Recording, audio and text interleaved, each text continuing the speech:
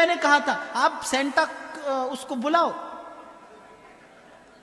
हाँ आप खूब बुलाओ, और उसकी झोली में से कुछ आपको मिलता हो अपनी झोली भर लो आप। मैं तो नहीं बुलाऊंगा। It might sound partial but yes I M.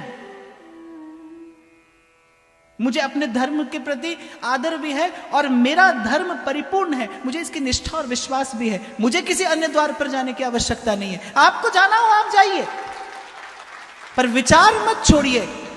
Gita में भगवान कहते हैं अपने धर्म में भिक्षुक होकर मर जाना अच्छा है कि किसी और के धर्म में आप सम्राट होकर मरे।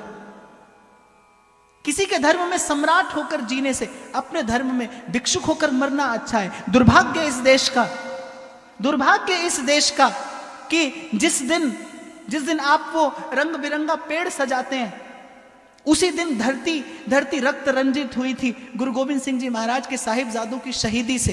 एक भी भारतवासी उस शहादत को प्रणाम निवेदन करना भूल गया, एक भी भारतवासी। किसी कवि की पंक्तियां हैं, बड़ी सुंदर बात मुझे लगी। उसने कहा सरहिंद की जिन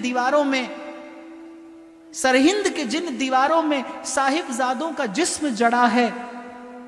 गुरु गोविंद सिंह जी महाराज के वो दो सपूत, जब नवाब वजीर शाह ने कहा कि इनको जिंदा दीवार में चिनवा दिया जाए, दोनों भाई हाथ पकड़ कर खड़े हैं, एक छोटा और एक बड़ा।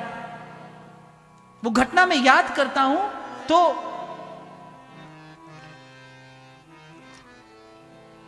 जब दीवार चिन रहा था वो जल्लाद, एक छोटा भाई एक बड़ा, उस दृश्य का स्मरण करना।